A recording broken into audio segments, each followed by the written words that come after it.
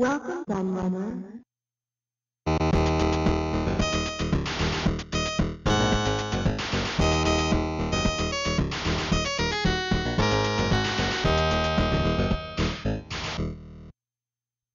Hey everybody, Kieran aka the Retro Lad here, and I've got a book review for you today, and this is part of an ongoing series. So those of you who watch my channel will remember me reviewing the first and second volumes of Classic Gaming, and there's quite an interesting story behind this Bookazine, because initially it was a Bookazine by Future and presented by Games Radar, and it was clearly trying to copy the bookazines that Imagine Publishing did. And then around the time that the second Classic Gaming bookazine came out, Future bought Imagine Publishing, so they actually took them over. So therefore the similarities between the two kind of became null and void, and there wasn't really a case to answer for anymore. And it's interesting because this third book takes a very different path to the previous two, despite initially looking very similar. We've still got this cover with the pixel sprites all over it, which I really like. I really liked the covers of the past two books. The only difference with this one is you'll notice that it maybe doesn't quite work as well, because you've got quite a few, like, here, that are more modern games, so they're not very pixelated. So therefore, they actually look a bit odd compared to, some of the more classic sprites like the Space Invader and the Gradius Ship and Wonder Boy and stuff like that, Mega Man up there. So that it means it doesn't quite work as well, but it's still a nice look. It still stands out, and it's still attractive on the shelf. But I'll go into what's different in a minute. And I noticed as well, once we go into it, we'll go into the index, that straight away I read that this book had been produced by what was formerly Imagine Publishing. So it was produced in Bournemouth, whereas the other two books were produced by Future Publishing in Bath, where their main office is.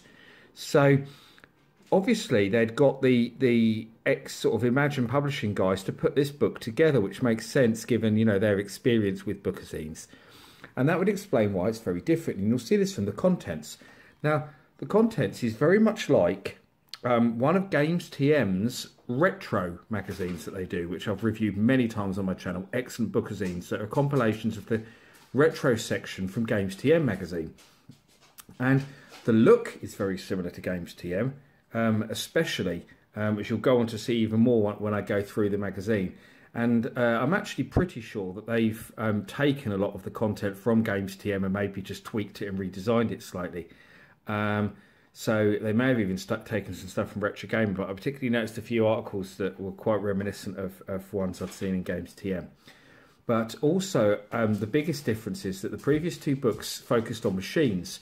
If you remember, they were split into like sections for, say, like Dreamcast, Atari ST, Amiga, etc., etc. The two books had different consoles and computers, and they were split by those systems. Whereas this one is covering literally just games, exactly the same way as the Games TM magazines would. As you'll see, you can probably all see from the contents, but we'll have a look through. So straight away, we go into Ultimate Guide to Final Fantasy. You can see it all looks very much like Games TM. They must have used the same templates, same designers, which isn't a bad thing, because I really like the Games TM look. It's very clean and well presented. So I'm a big fan of that look anyway, so it's no bad thing. So lots there for Final Fantasy fans. Then we've got these kind of Why I Love, which are the two-page things that they do these kind of things in Retro Gamer as well. There's quite a few of those dotted through it. God of War, which for me seemed too new to be in a magazine called Classic Gaming, because when people say Classic Gaming, it generally, I know it's not a written rule, a lot of people out there consider classic, when you're talking about classic as opposed to retro, classic to be the 80s, and the 70s. They consider anything after that to not be classic. So there's a lot of people who are very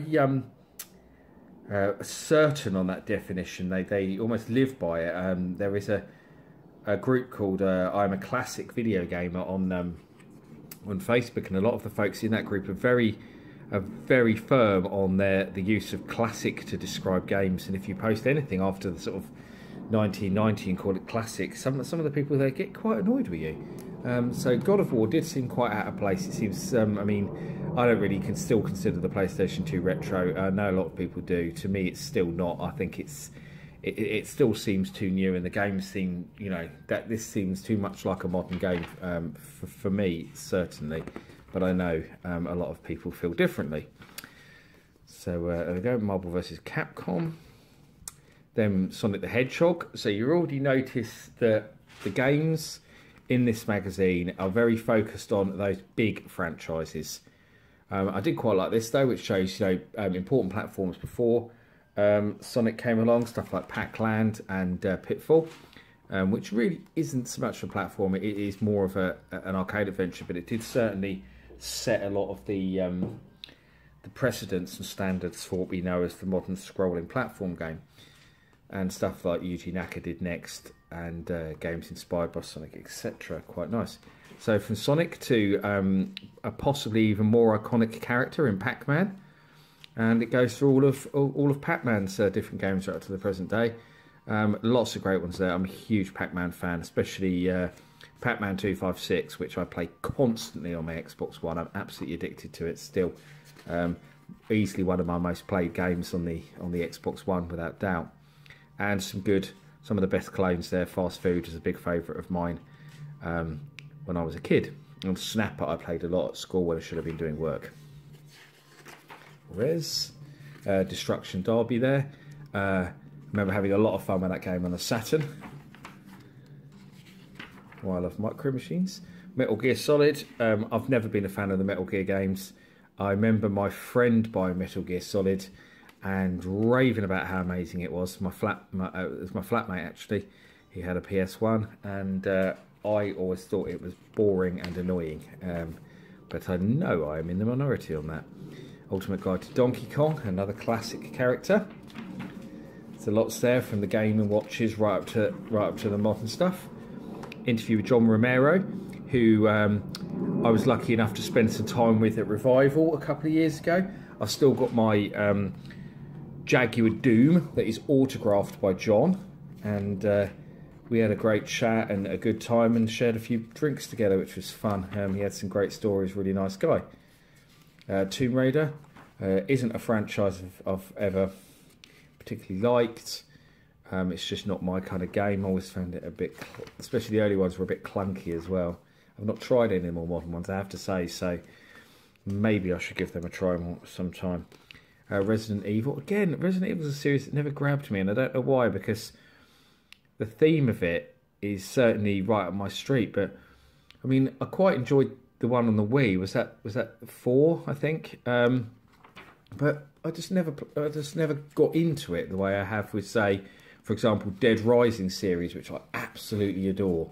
Really love that. Well, of Super Mario World. Star Wars Knights of the Old Republic. Again, see, that was a game that was on the Xbox, the original Xbox. So to me, it's not a game that I think is retro. I mean,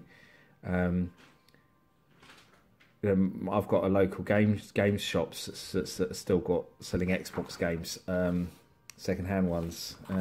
So it just still feels too new to me. And Super Star Wars Return of the Jedi on the SNES. I remember playing that quite well when I worked in game. Well, I love SimCity 2000. That's a game I adore from my Sega Saturn days. I played it a great deal. The Game Changers, the Mortal Kombat series. I don't think anyone can forget.